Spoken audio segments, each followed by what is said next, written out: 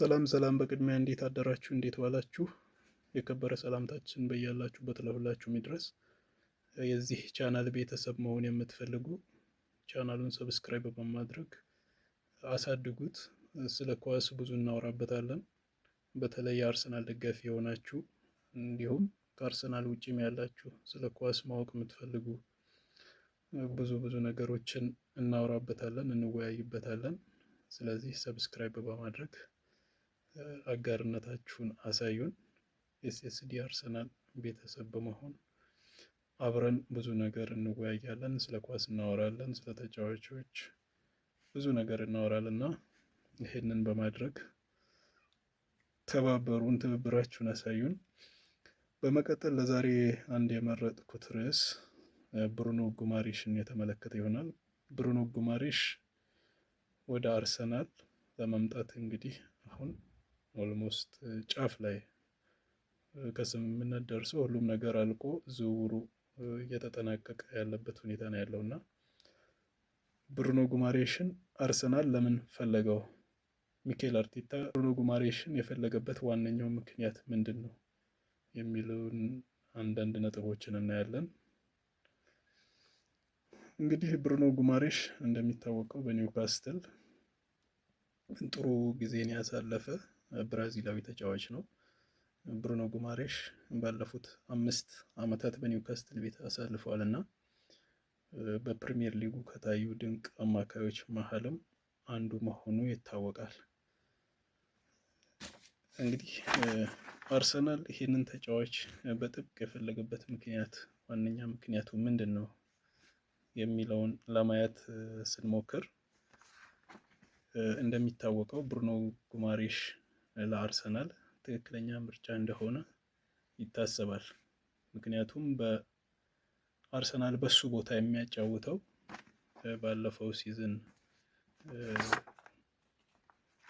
ባለፈው ዓመት በሱ ቦታ ሲያጫውተው የነበረው ማርቲን ዙቢሜንዲ ነው። ማርቲን ዙቢሜንዲ ብዙ ጥሩ ኳሊቲዎች ቢኖሩትም ብዙ ድክመቶች እንደነበሩበት ሁላችንም የምናውቀው ነገር ነው። በእርግጥ ብዙ የሚያሻሽላቸው ነገሮች ሊኖሩ ይችላል። የመጀመሪያ ሲዝኑም ነበር፣ ግን እንደ አጠቃላይ ስናይ ብዙ የሚጎሉት ነገሮች አሉ። ማርቲን ዙቢሜንዲ ይህንን ታሳቢ በማድረግ ነው እንግዲህ ሚኬል አርቴታ የብሩኖ ጉማሬሽን ዝውውር ለማጠናቀቅ በጣም ከፍተኛ ጥረት በጥብቅ ፈልጎት ዝውውሩም አሁን ወደ መጠናቀቁ የሄደበት ሁኔታ ነው ያለው። ስለዚህ በጉማሬሽ አርሰናል ምን ይጠቀማል፣ እንዴትስ ሊያጫውተው ይችላል የሚለውን ዝርዝር ነገር ለማየት ብንሞክር ብሩኖ ጉማሬሽ በኒውካስትል ቤት እንዳየነው በጣም ፕሮፐር የሆነ አማካይ፣ ከኳስ ጋር ምቾት ያለው፣ ከጓደኞቹ ጋር በአቅራቢያው ካሉ ቲሜቶቹ ጋር በቀላሉ ኳስን መጫወት የሚችል በባህሪው ኖርማል ባህሪ አጫዋወቱ ሴንትራል ሚድፊልደር ወይም መሀል አማካይ የምንለው አይነት ተጫዋች ነው። ግን ብዙ ጊዜ ሲያደርገው እንደነበረው በኒውካስትል ቤት ዲፌንሲቭ ሚድፊልደር ሆኖ ሲጫወት እንደነበረ ነው የምናውቀው። እንደዛም ሆኖ ግን ብዙ ቦታን በማካለል የፕሮግሬሲቭ ኬሪንግ ካፓሲቲ የምንለው ኳስን ይዞ ተጫዋቾችን አልፎ ለቡድን አጋሮቹ ኳስ የማቀበል፣ ወደፊት የሚላኩ ኳሶችን የመስጠት፣ ረጃጅም ኳሶችን ወደፊት የመላክ እና ደርቲ ወርክስ የምንላቸውን ይሄ ዲፌንሲቭ ባህሪያቶችን በአጠቃላይ አካቶ የያዘ ተጫዋች ነው። ይሄኛውን ባህሪውን ስናይ አሁን በአርሰናል ማርቲን ዙቢሜንዲ ከሚያደርገው ሞር አፕዴትድ የሆነ በጣም የተሻሻለ ከማርቲን ዙቢሜንዲ በጣም በእጥፍ በሚባል ደረጃ የተሻለ ተጫዋች ያደርገዋል። ለዚህም ነው ሚኬል አርቴታ ብዙ ትችቶች ሲቀርቡበት ነበር በዙቢሜንዲ። እንደምናውቀው አጀማመሩ ጥሩ ነበር፣ ወደ መጨረሻ ሁሌም ስጋት ነበር። ጨዋታዎችን ለመጨረስ የምናደርግበት ጥረት በጣም ከባድ ነበር። ባክ ፓሶቹ የዙቢሜንዲ ዋጋ የሚያስከፍሉ ነበሩ። እንደውም መጨረሻ አካባቢ በስኬሊ ፕሪሚየር ሊጉን የጨረስንበት ሁኔታ ነበር። ስለዚህ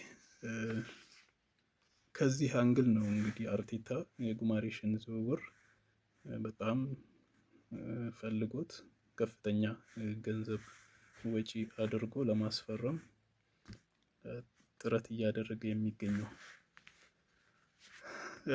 ሌላኛው የብሩኖ ጉማሬሽ መምጣት የአርሰናልን አማካይ እንዴት እንደሚያጠናክረው ለማየት ያህል ብሩኖ ጉማሬሽ ከተከላካዮች ፊት የሚቆም ከሆነ በሱ ዳርና ዳር ወይም ከሱ ጋር አብረው በ4-3-3 አሰላለፍ ብናይ የመጀመሪያ ምርጫው ይሆናል ተብሎ የሚጠበቀው የአርቴታ ዴክላን ራይስ እና ማርቲን ኦዲጋርድ ይሆናሉ። አሁን የዴክላን ራይስን ሚና አይታችሁ ከሆነ ባለፈው አመት ቦክስ ቱ ቦክስ ነው የሚጫወተው። ዲፌንሲቭን ያግዛል፣ አታኪንጉን ያግዛል። ሙሉ ሜዳ ላይ ታዩታላችሁ ዴክላን ራይስ። አሁን የብሩኖ ጉማሬሽ መምጣት ግን የዴክላን ራይስን ሚና በእጅጉ ውጤታማና ሞር ወደፊት አዘን ብሎ እንዲጫወት ያደርገዋል። ኦዲጋርድን እንኳን ብናይ የ10 ቁጥር ሚናውን ትቶ ኳስ ከዴቪድ ራያ ጭምር መጥቶ እየተቀበለ ኳስ ወደፊት ይዞ ሲሄድ የነበረበት ሁኔታ ነው ያለው እና እነዚህን ሁሉ በብሩኖ ጉማሬሽ አርሰናል ለመቅረፍ አስቦ ነው ይህንን ዝውውር ለመጨረስ ብዙ ጥረት እያደረገ የሚገኘው። ሌላኛው ደግሞ ከብሩኖ ጉማሬሽ የምናገኘው ከዙቢሜንዲ በተሻለ የምናገኘው ነገር ቢኖር ጎል ስኮረር ነው። ይሄ ልጅ በጣም በወሳኝ ጨዋታዎች ጎል ያስቆጥራል። በእርግጥ ዙቢሜንዲም ባለፈው አመት 5 ጎሎችን አስቆጥሯል። በዛው ያስቀጥላል ወይ የሚለው ወደፊት የምናየው ይሆናል። ግን በዚህ ደግሞ ብሩኖ ጉማሬሽ ፕሩቭን ነው። ባለፉት 5 አመታት እንኳን ብናይ በኒውካስትል ባለፉት 5 አመታት ብናይ እንኳን በየአመቱ 5 ጎል እና ከዛ በላይ የማስቆጠር ሬት ነው ያለው። ባለፈው ሲዝን እንደውም 9 ጎሎችን በፕሪሚየር ሊጉ አስቆጥሮ በኒውካስትል። ይሄ ቁጥር ደግሞ በጣም ከአንድ አማካይ 9 ጎል በሲዝን ማግኘት በጣም በወሳኝ ሰዓት የሚገኙ ጎሎችን የማስቆጠር ሹቲንግ ሬቱ በጣም ጥሩ ነው። በዚህ ለአርሰናል ጥሩ ተመራጭ፣ ጥሩ ፈራሚ ያደርገዋል። አንድ የሚያከራክር ነገር ዋጋው በዝቷል፣ እድሜው 28 ነው ምናምን የሚባሉ አንዳንድ በደጋፊው መከፋፈልን የሚፈጥሩ ነገሮች አሉ። በእርግጥ እንደዛ እንደሚታሰበው አይደለም። ብሩኖ ጉማሬሽ 28 አመቱ ነው። 28 አመት ማለት ደግሞ ለአንድ ፕሮፌሽናል እግር ኳስ ተጫዋች ፒክ ፐርፎርማንስ ላይ ወይም ፒክ የሆነ የችሎታው ጣሪያ የሚደርስበት እድሜ ላይ ነው። ስለዚህ ለአርሰናል የሚያስፈልገው አሁን እንደዚህ አይነት ፕሮፋይል ያለው ተጫዋች ከወጣቶች ጋር ቀላቅሎ ማጫወት ነው እንጂ ወጣቶችን ብቻ ሰብስቦ በወጣቶች ብቻ መጫወት ምን ፋይዳው? ምንም የተለየ ነገር አይፈጥርም። አርሰናል አሁን ፕሪሚየር ሊግ ሻምፒዮን ነው። ስለዚህ ቀጣይ ፕላኑ ፕሪሚየር ሊግ ሻምፒዮንነቱን ማስጠበቅ፣ በተጨማሪም ደግሞ ፋይናል ላይ ደርሶ የተሸነፈበትን ሻምፒዮንስ ሊግ ዋንጫን ወደ ቤቱ ማምጣት ነው። ለዚህ ደግሞ እንደዚህ አይነት ፕሮፋይል ያላቸው ተጫዋቾች ያስፈልጉናል። የእድሜው ጉዳይ አያሳስበንም ለማለት ነው። ሌላው ደግሞ ማርቲን ዙቢሜንዲ ጋር በተሻለ ጉማሬሽን ተመራጭ የሚያደርገው ከሴንተር ባክ ካሉ ተጫዋቾች ጋር በቀላሉ ኳስ የሚቀባበልበት እና ያለ ጫና ኳስ የሚቀበልበት መንገድ ከዙቢሜንዲ የተሻለ ያደርገዋል። እንደምናውቀው ዙቢሜንዲ በዚህ በጣም ኳሊቲው ትንሽ የሚባል አይደለም። በጣም ለስህተት የሚዳርጉ አይነት ፓሶችን ነው ኳስ በማሳጠር ምናምን ወደኋላ የሚመልሳቸው ኳሶች በጣም ያሳቅቃሉ። ይሄንን ችግር በጉማሬሽ እንቀርፋለን ብለን እናስባለን።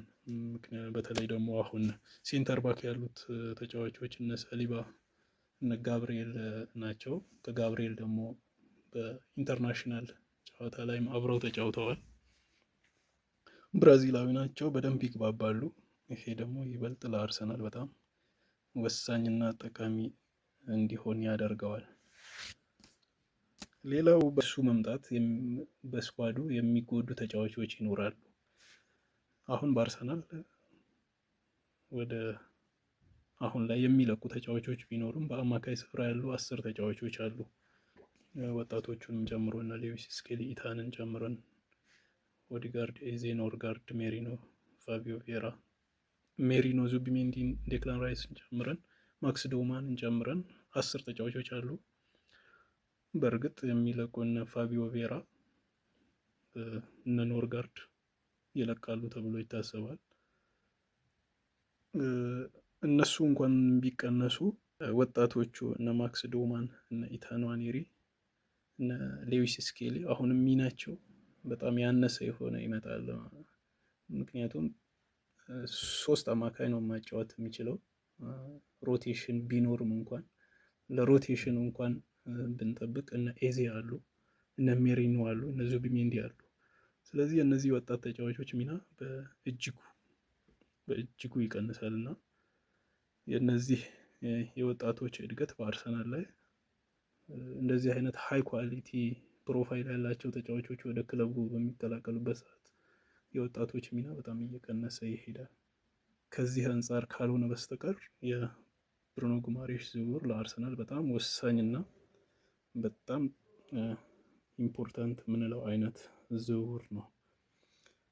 እንግዲህ ዝውውሩ አልቆ ደግሞ መጨረሻ ላይ የአርሰናል ተጫዋች መሆኑ ከተረጋገጠ በኋላ ፕሪሲዝን የመሳተፍ እድል ካለው እና ፕሪሚየር ሊጉ መጀመሪያ አካባቢ ሲጀምር አካባቢ በአርሰናል ምን አይነት ሚና እንደሚሰጠው አርቴታ ለሱ ምን አይነት ፕላን እንዳዘጋጀ አይተን